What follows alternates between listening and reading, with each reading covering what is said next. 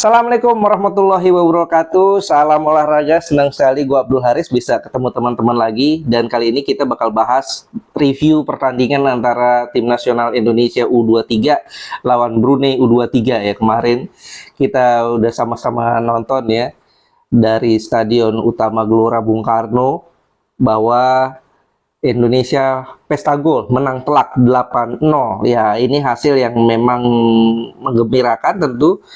Pastinya yang perlu kita rayakan, tapi jangan berlebihan. Kenapa jangan berlebihan? Karena ini adalah lawannya Brunei yang levelnya jauh di bawah kita.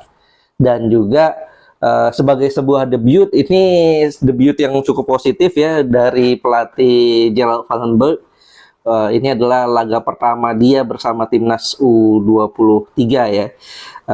Dan kemarin kalau kita lihat starting line up yang diturunkan ini beda dengan timnas senior ya, yang biasanya pakai 3-4-3. Kemarin Vandenberg memainkan 4-3-3. Di belakang Muhammad Ardiansyah ya, kemudian juga di dua center back yang dimainkan itu Brandon Suneman dan juga Muhammad Ferrari. Kemudian kanan kirinya Robi Darwis, di kanan Donitri Pamungkas di kiri. Ini seperti yang sudah kita prediksikan. Dan di tengah ini ada Arkan Fikri, Raihan Hanan dan juga Ahmad Maulana ya. Tony Firmansyah di tengah, Ahmad Maulana dan Arkan Fikri. Sementara Raihan Hanan diberi kebebasan lebih ke depannya di posisi sayap bersama dengan Jens Steffen sebagai target man kemarin. Nah, dengan pola 4-3-3 ini membuat permainan kita sangat agresif dan kita memulainya dengan sangat baik. Ball position sangat luar biasa. Kemarin kalau kita lihat statistik ya, dari statistik terlihat bahwa Indonesia sangat-sangat dominan. 84% penguasaan bola, sementara lawan hanya 16%. Ini luar biasa. Dan dari segi shot ada 28 kali shot, yang on targetnya 14, sementara Brunei hanya 3 kali shot tanpa on target.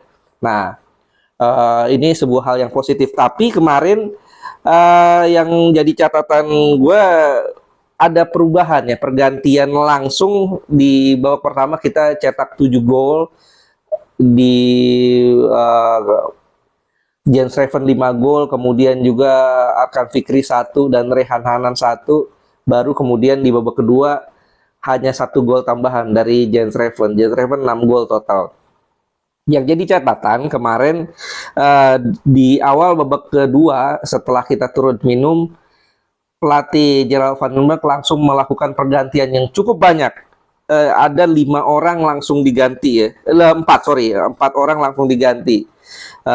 Rahmat Arjuna ditarik keluar, kemudian juga Arkan Fikri, Doni Pamungkas, Raihan Hanan, Robi Darwis ya.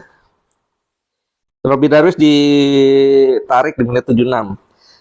Itu tadi Rahmat Arjuna, Arkan Fikri, Donitri dan Raihan Hanan yang ditarik di awal babak kedua di menit 46. Yang masuk Frankie Misa, Altaf Alrizki, Yardan Yafi, Firman Juliansah. Dan kalau kita lihat pergantian ini membuat permainan jadi lambat. Kita tidak lagi bisa bermain cepat seperti babak pertama, dan hasilnya bisa kita lihat bahwa performa Indonesia menurun di babak kedua dan hanya 1 gol yang tercipta, 1 gol tambahan dari Jens Steffen. Dan anehnya lagi kalau menurut gue yang jadi catatan, Jens Steffen dimainkan sampai akhir pertandingan. Padahal di babak pertama dia sudah cetak 5 gol ya. Ya mungkin ada keputusan lain dari Gerald Vandenberg terus memainkan Jens Steffen, tapi imbasnya kan apa? Jens Steffen kelelahan sehingga di tengah-tengah babak kedua dia mengalami kram. Ini kan jadi sebuah hal yang merugikan sebetulnya.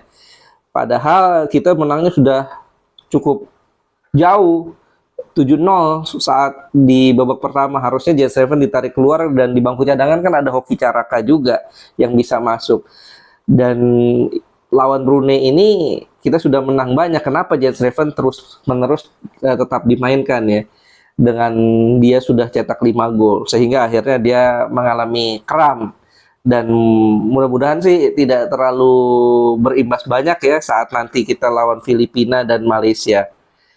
Nah, yang jadi catatan, kemenangan ini juga nggak boleh kita bikin kita euforia berlebih, karena dengan regulasi yang ada dari grup A ini ada 4 tim, sementara grup B 3 tim, grup C 3 tim, sehingga kemenangan melawan peringkat keempat nantinya tidak akan dihitung, dan Brunei berpotensi menjadi tim yang finish di peringkat keempat. Nah, ini dalam hal untuk persaingan mendapatkan runner up terbaik ya, karena selain 3 juara grup nanti yang akan lolos ke semifinal plus 1 runner up terbaik dari 3 grup itu. Nah, ini jaga-jaga kondisinya, karena apa? Karena secara mengejutkan di pertandingan sebelumnya Filipina ternyata bisa mengalahkan Malaysia. Ini kejutan menurut gue ya. Kenapa kejutan? Kita udah bahas di episode sebelumnya ya, bahwa Filipina ini menurunkan banyak pemain-pemain dari kampus. Tapi ternyata mereka ini tampil luar biasa, tampil mengejutkan. Mereka bisa membuat Malaysia kalah 0-2 di pertandingan pertama, dan ada pemain mereka yang patut diwaspadai, yaitu Otu Banatau ya. Dia pemain Liga Mahasiswa juga di Old Dominion University di Virginia, Amerika Serikat. Ini pemain punya speed luar biasa, finishing touch-nya juga bagus, dan patut diwaspadai oleh Indonesia. Artinya, setelah kemenangan ini melawan Brunei, kita perlu fokus lagi. Coach Vandenberg perlu fokus lagi untuk membuat tim ini kembali siap lagi. Menghadapi Brunei belum ujian. Menghadapi Filipina dan Malaysia lah ujian sesungguhnya. Kemudian kemungkinan besar kita lawan Thailand nanti ya, kalau Thailand juara grup C. Karena dengan pola regulasi seperti ini, nantinya juara grup A kemungkinan akan bertemu runner up grup B atau grup C. Kalau seandainya runner up-nya berasal bukan dari grup A.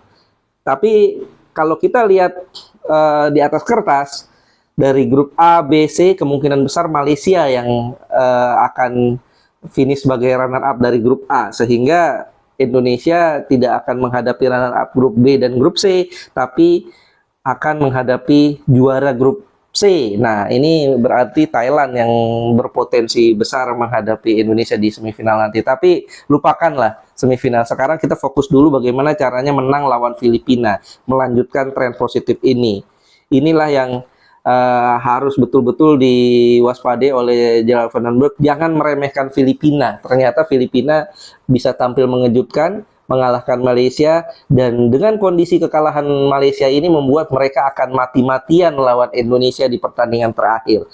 Malaysia walaupun sudah kalah di pertandingan pertama, mereka belum tersingkir.